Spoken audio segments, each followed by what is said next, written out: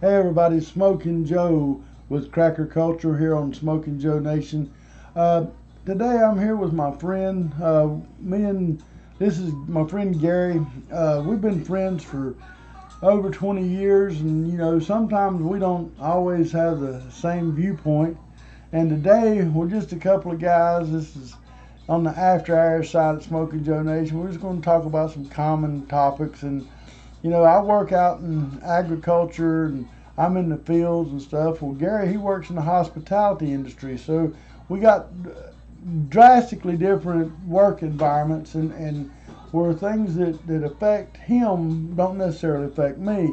And one of the things that Gary has to deal with as being in the hospitality industry is the masking. They've got guests here in Florida. You have guests coming from all over the world, and especially the people trying to escape the travesties of the Democratic North. I mean, sorry, but everybody's trying to get out of New York or somewhere, and I mean, if Florida's going to sink, it's going to be from all the people trying to move down here right now. Gary, I mean, me and you talked privately about your feelings on the mask, and I know Gary, and we're going to discuss this too. Gary is vaccinated. Vaccinated. Smoking Joe, I'm not vaccinated. He's not. Not vaccinated. However, Vaccinated? Not. not vaccinated. Now, the difference in me not being vaccinated and him being vaccinated is I didn't grow a third elbow. And that is true. That is not BS. There is an actual third elbow. Here's part of it. Oh, you can't see it. Sorry about that, folks. But anyways, yeah, it's and this has already been drained. Moderna, bro. Yeah, he took the Moderna. If you're Moderna. looking to get a nice shot in the arm, Moderna. So I mean, he took the Moderna vaccine and he took it at the VA. My dad took the Johnson and Johnson at the VA, and so so far, I mean, I wasn't impressed in the onset of the vaccination process, and I'm extremely not impressed now. Now, Gary with the Moderna, he developed that issue, and that was early on after the vaccination. However, my father doing the Johnson and Johnson, the one-shot deal from the vaccine, and my father's 80 years old. He'd already had corona and been treated for it, and then I noticed that he seemed slightly more aggressive. He seemed slightly more depressed, and this only continued to become more and more prevalent as time went by after his vaccination. And I totally tried to discourage my father from it at his age. I just didn't think it was wise. However, I know that some people say, "Oh, the elderly people, look, man, it don't take much to push them over." That what they're putting into that vaccine that really hasn't went through the time it needed to be evaluated properly, and there's all kind of stuff that's going on about the vaccine. Now, one guy, and he pointed out that what's inside the vaccine, the testing strip, is the same component in antifreeze. Now, I just watched this. I know that they have the same chemical components. Does it affect you? I can't see how it wouldn't. So, I mean, I'm really concerned, not even just about the vaccine, but the test. And I mean, how do you feel about? I mean, I feel like you probably took the vaccine on the fact that you felt like you needed to for work. I mean, I don't know. Well, I took the vaccine for myself. I mean, I've had flu shots before when I went in the service, and when I went overseas, you got extra shots for different things that might happen over there. So to me, it didn't seem like that big of a deal. But no, in reality, my elbow has not got nothing to do with the Moderna stuff. You don't know that. It's a first problem. I've been to a doctor, Joe. You've been to a couple of doctors. No, I've been to a specialist. Yeah, well, so they're special. Not You're special anyway. Not got nothing to do with that. But anyway, Joe might think that. He'll be happy about that. But as far as the vaccine, the thing that I don't understand about it is I was really okay about getting it. But once I got it, then I got the new information that guess what? whether you're vaccinated or not, you can still get it, and you can still transmit it. So what good did me getting the shot do except Give you an extra elbow. give me an extra elbow? We named it. We named it Ernie. Yeah, Ernie the elbow. Ernie the elbow. So, I mean, what are you going to do? So, it's done. I got the shot. They said I'm good for 30 minutes or something like that. So, we'll see. You know, the elbow, that's more to come, I guess. We'll see about that. But Well, I mean, now that you're fully vaccinated, and now that there's new fears of this Delta variant and stuff coming upon us now. I know that you're saying that your employer is kind of leaning more toward still masking. Is that correct? not the entire hotel, just certain parties, certain departments that there's very few employees, and once one person happens to contract that, they're out for a minimum of 10 days. So that pretty much like in a maintenance or a housekeeping situation, you can wipe out your whole department real quick. So you do got to have precautions if they work. You know, that's always been debatable, but they're able to do that now. They're able to mandate their own policies, and you have to do what they say if you want to work there. And you know, look, and that's the key thing. You have to do what people say if you want to work there. And you've got schools that are trying to mandate vaccines, and even I just read a court case where a school wouldn't even give religious exemptions, and a law firm went out and went after it, and they told them, said, and this was like they had to have the vaccine by Thursday, and on Tuesday this lawyer, he said, look, if you don't give these people their religious exemption, he said, we're filing this suit. And immediately those students that asked for a religious exemption got it. So I mean, sometimes I think that you can take a person's right to decide for themselves away from them, and it really becomes a problem where you're breaking that person's will down. No, I understand. I was just sitting here thinking while you're talking, and it is your right and should be your right to decide what you want to do with your body and all that. But at what point, like, if I'm knowingly infected with something and I come around you, you have the right to leave away from me and stay away from me. But what if you were in a situation where maybe that's a bad analogy. Do you know where I was going with that? I think I know where you're going, but it's kind of and I do hope that anybody that's knowingly affected with anything, I don't care if it's the virus or if it's whatever, if you've got something that you know is contagious, I don't even care if it's vaginal warts. Warn somebody. Right. You know, don't go around. I mean, hey, you know, you got something, tell somebody. And you know, I don't. Here's my thing. I mean, you getting vaccinated does not bother me. However, the people that do get vaccinated, and I'm not saying you because you've never been this way, but a lot of people that do get vaccinated are so sensitive about it that they automatically, you are evil, you are a demon because you don't get vaccinated, and I find that totally unacceptable.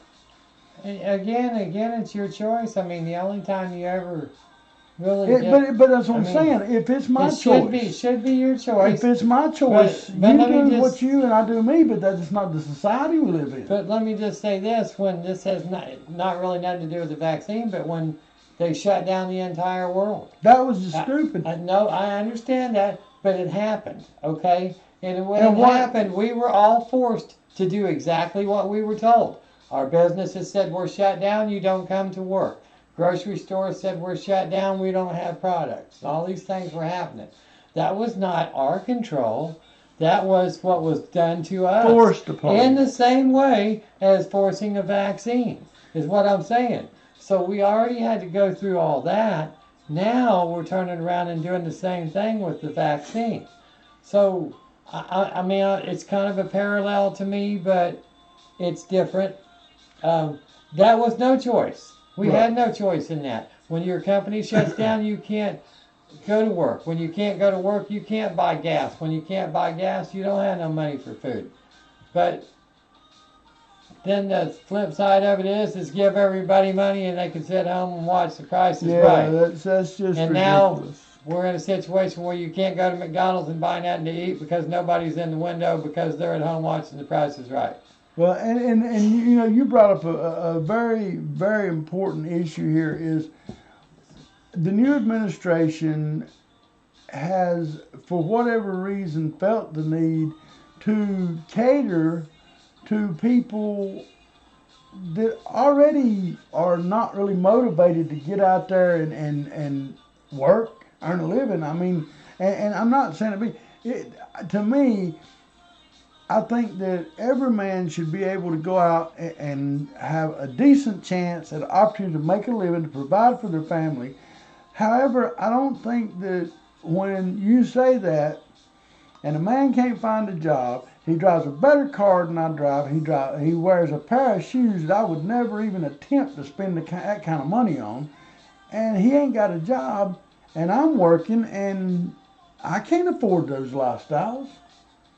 Dude, I drove by McDonald's today on the marquee. $12 an hour. $12 an hour. Dude, I'm ready to have me a part-time job. This ain't no lie. I'm ready to have me a 16-hour part-time job on the weekend for $12 an hour. I can buy me some good old toys with that, and then it don't come out of my regular money. Boy, I I mean, wish that to I'd me- catch you at a damn McDonald's. Well, I know how to say, would you like to have ketchup with that? I know how to, I can do that. Man, Shit. I mean, oh, sorry. but yeah, no, we do live in a time like I've never experienced in my life, and I think we become so accepting of everything to the point we're accepting them taking the rights we grew upon, believing that would be with us for the rest of our lives and would pass on down to our children, and they really are trampling all over them.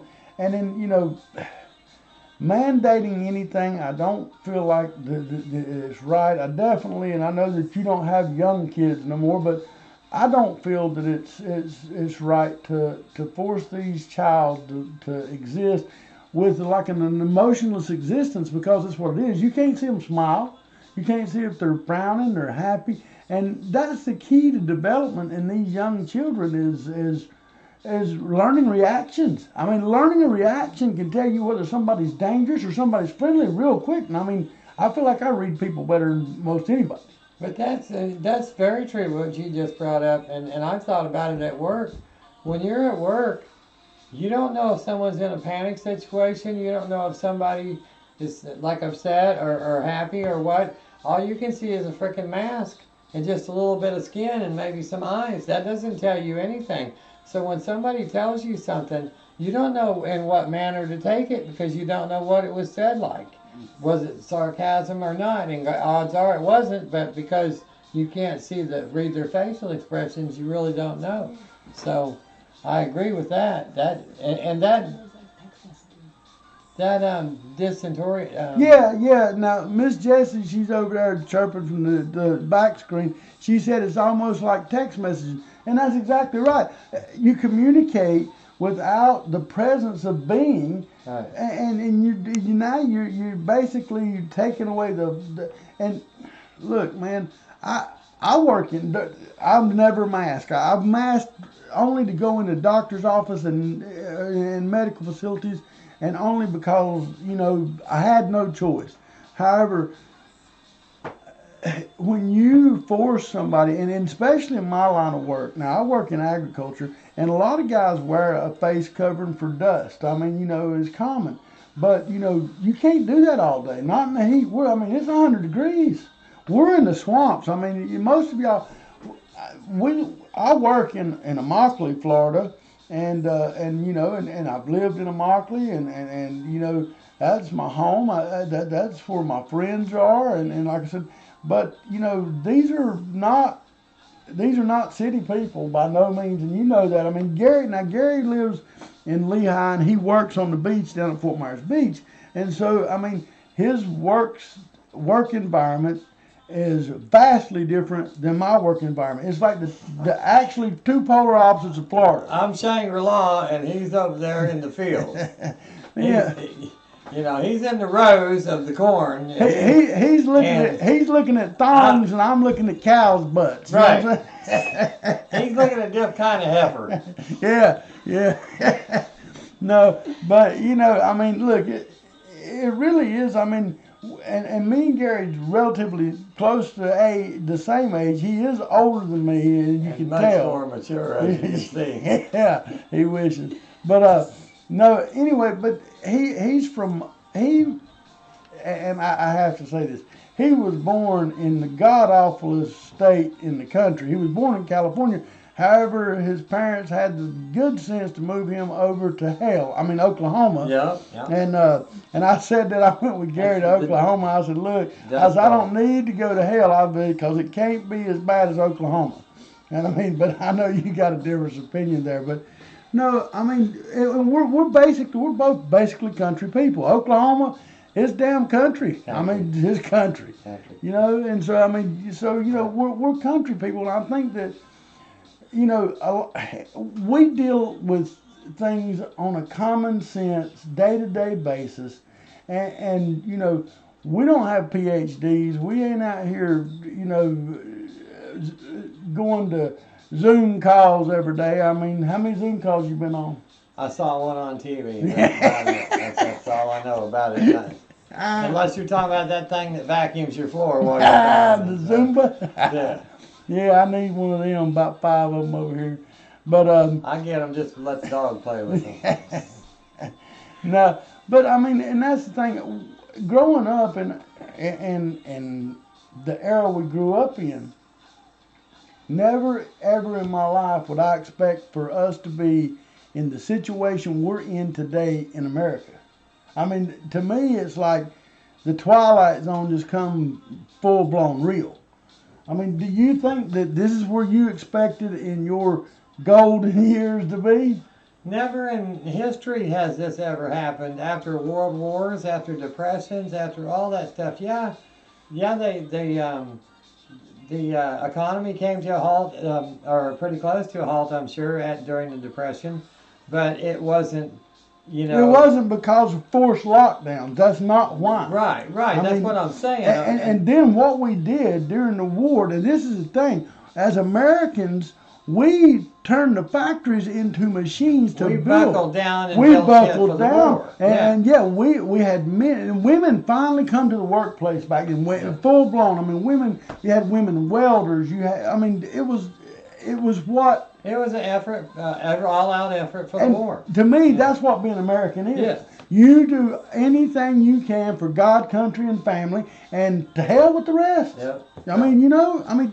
Please. And that's just, look, I know there's a lot of people that's far more intelligent than the both of us.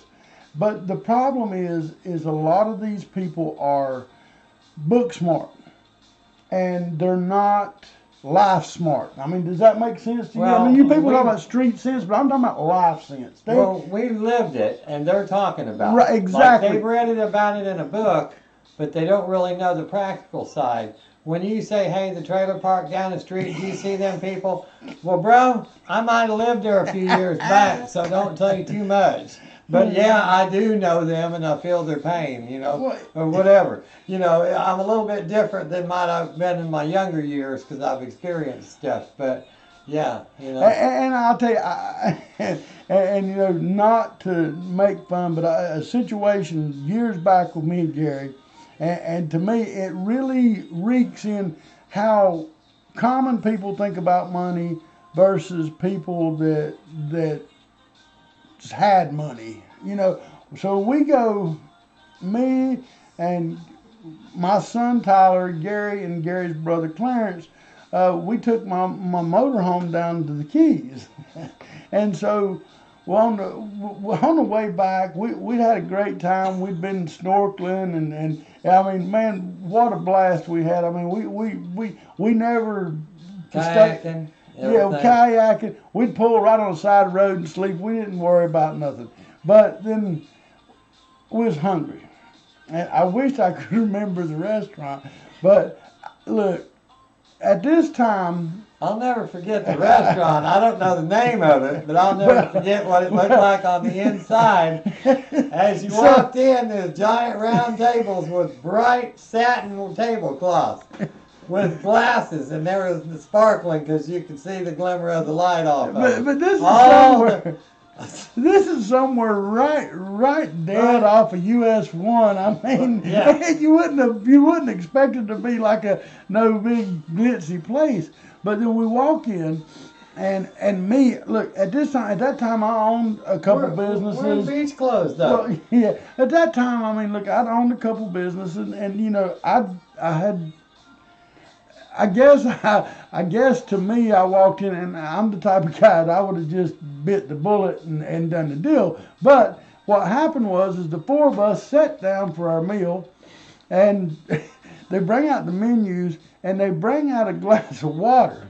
And the guy, when he appears with the water, he's got his towel draped over his arm and sets the water down. And they're looking at the menu, him and his brother both, and they walk out. No, bro, there weren't no dollar signs next to nothing. Just had a number, right? And look, I just want to say this. If bro comes out and he's got a white cloth draped over and he's pouring my water over the edge of it, I don't know about any of that stuff, okay? I've never been in that situation. And if it says 27, is that dollars? You know, for a burger? But anyway, and well, I just didn't feel this comfortable, okay? And I didn't want my brethren here to handle, you know, the bill, but he was so mad. I ended up paying $40 for 4 glasses of water. That's what just happened there. See, and then we went down the street, and I think we had wings at the Wing House down the street. Somewhere. Right. Well, yeah. They were delicious too, by the way. Well, Love that place. Love that place. But that's the thing. I mean, common people have to think like that. I mean, because every penny counts. I mean, you know, and look, I have been, my story has been, you know, feast or famine. I mean, I've had times where I was in business and I was doing good, and then I've had times where I was dirt broke. And I mean, it took my friends, Gary was one of them, my friends really had to step up because I had a heart attack, I had a motorcycle wreck, I had another heart attack. I mean, you know, it was like I'm in a prize fight with Mike Tyson, and I can't catch a break. But you know, so I've been as low as anybody could ever want to be. I mean, now look, I got too much pride to go out and hold my "I will beg for food" sign. I joke about that, but that ain't no joke. I mean, I understand when people get to that point. What I don't understand is when there's no need to be at that point. Right. When they're like right now, there's jobs everywhere. And there's so many resources out there, and there always has been. Well, but people don't want it. People want to say, here's your packet, here's your check for this, here's your check for that. But that's control. No, but what I'm saying is they don't want to go and get it on their own. They're waiting for somebody to hand it to them. If that check keeps coming in the mail, they're going to keep cashing it. They're not going to work. What the hell for? They make more money on that check. But you get this when you. This is so bad. We live in a situation now where you've got people that are begging for people to come to work. We can't get maintenance people at our job because. There's so many other people out looking for employees also, and the pool is small to begin with. So, yeah, it's very difficult, and so then they have to pay more. Well, when they pay more, they got problems with the people that's been there because they get close to what they're making. So, that creates a problem. Well, or can create a problem, I guess you'd say. Well, that on the face of it is a show of what's I feel like is the generation that we raised. I feel like we created this generation. I feel like that we as family, as parents, for the most part, we have paid them to shut up. Yep. You know what I mean? Your kid keeps on, I want this, I want this, I want this. Well, even when you can't really afford it, some people will go out and go ahead and give that child this object or whatever they need that they don't really need, they just want. Because we, as parents, we are obligated to fulfill our children's needs. But we're not obligated to fulfill our children's wants. And that's why our children is used to not having to earn nothing. Right. They're so, there's Well, because kids today, they're entitled. exactly. They're not entitled to earn. They're automatically entitled. They don't know what it was like to go and work, to go and to do these things when they were younger. When you were a kid, you probably went out and mowed lawns. You probably did different things to make money, whatever it might be. But you knew the importance of getting money and how to figure out what you were going to have to do. Whether you went to college or not, what you were going to figure out in life. Kids today, they don't want to go to college. They don't want to do this. They don't want to do that. I'm sorry, but if you don't go to college, you're not making a big six-figure income. And I disagree Not like with I. that. I disagree. Well, I'm saying for me, I didn't go to college. I'm not going to ever make $1 million a year. most of you my friends, and I do have friends that are millionaires, and most of my friends that are millionaires are the common sense people that have little to no college. I mean, and I won't be spreading their names, but you remember the person that opened up the campground out to Okeechobee? Yeah. You know what I'm talking Yes, I do. about? This guy didn't have a sixth grade education. Well, I'm not saying you have to. I'm saying that she has the ability to, and she just doesn't want to. But I guess that's the same thing. Yeah, I mean, if you want to live, if you got a certain means that you want to live by, you as an individual should earn that means, and you should not hand that means to your child without them working to earn it. Right. Well, I'm talking about, I'm just basically really talking about career choices, I guess is what I'm saying. Instead of just, we kind of had an idea when we were younger what we wanted to do when we were growing up. See, I don't agree with that. I didn't have agree no with damn that? idea. I had no clue. Dude, Oh, I went to trade school. job, I knew what I wanted. my first Yeah. job, my friend's daddy had a plumbing company, and I was no, I'm lying. My very first job, I was in the sixth grade. I'll never forget this. I don't know why. I would get home from school, and in Florida, school got out at 3:00. Okay. When I got off the bus, now at this time my family, we weren't poor. We were in a transitional period. My father was working for the bank, but we had just come off of being, and I ain't gonna lie, my dad had just filed bankruptcy, and so I mean, back then bankruptcy was a disgrace. Right. Now it's business. It's good business now, but back then it was not so. So I mean, my dad was probably one of the best providers a person could ask for, and a good-hearted person. But I don't know. I had a desire for money. I mean, when they'd give me lunch money, I remember I would take a popsicle stick, and I would take that money and I would gently fold around a popsicle stick with a rubber band. And look, there wasn't nobody else in the house but my mom and my dad. But I would take it and I'd get up in the ceiling and I'd hide this popsicle stick with this money, and then. I've done it. Well, my very first job, a person that lived in the apartment building we were living in was working out of Gladiolas Boulevard, and they were packing cantaloupes. So this was my very first taste of agriculture, sixth grade.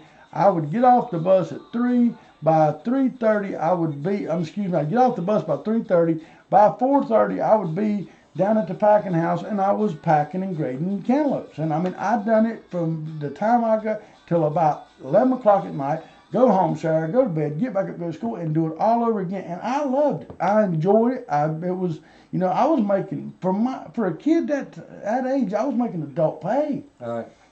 So it was, to me, I mean, I seen the money. Right. And I liked it.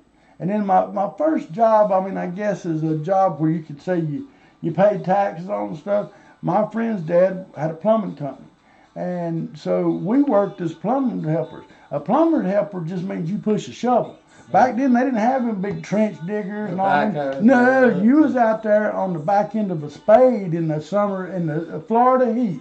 Now look, I don't know what kind of upbringing any of the rest of you folks had, but out here in Florida, you got to climatize yourself because you're going to work in the heat.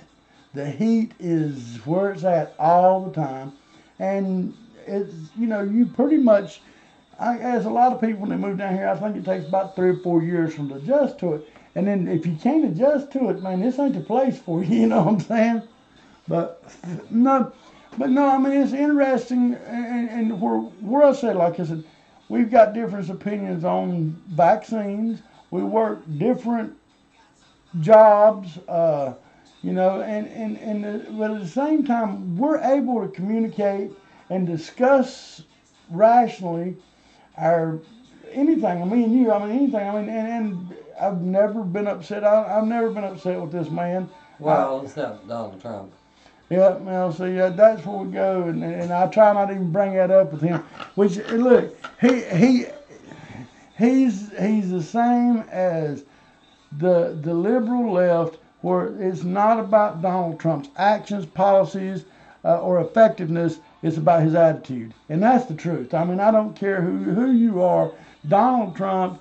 And people scream racist and all this stuff. Well, look, I got to go back and look at the stuff that he done for the black communities, and then I go back and look at current and other presidents, and I don't see the same. No. I mean, but we won't go there with him because I don't want him to start crying liberal tears. But besides that, we ain't got enough time in this program right now for all that stuff. Yeah, so so we just wanted to come out tonight and just kind of give you insight to just two common friends that's got some different views, and everybody can get along, man. You don't have to be this divided. And I've said along, the division in the ununited states of America is sickening. I mean, outside of Texas and Florida, I don't know of any place I would feel comfortable living right now. I mean, Right. With the violence and the thing that bothers me about the violence is the condone of the violence. If they get in trouble, somebody is going to bail them out and help them. I mean, that bothers me. Well, just a quick note, one thing I thought about too before is, did you notice that pretty much during the pandemic, there was no mass shootings, there was no this, and there was no that, no school, well, obviously school was out, so there's no school shootings, but it just seemed to me that obviously when everybody was hanging out in their houses, nobody was out shooting each other. Except for the rioters. Well, except for, and the rioters were out there, and that's another topic that we don't have all day about. No. But yeah, well, folks, we just wanted to tell people it's okay to have different views and values. It's good to discuss them, but you got to be really able to be open-minded, and you don't have to agree with a person's opinion. However, you need to be respectful that they have that right to have that opinion the same as you have your right to have yours. excellent. Well, on that note, I want to end this. I'm Smoking Joe for the Cracker Council of Florida and SmokingJoeNation.com. Please like, share, follow our feeds, whatever you got to do. I do appreciate. I've had a great response to the first podcast, and we hope that everybody enjoys it. Love your neighbor, and take care of your family. God bless everybody. Love, peace, and gator grease. I'm Smoking Joe for the Smoking Joe Nation. Peace out.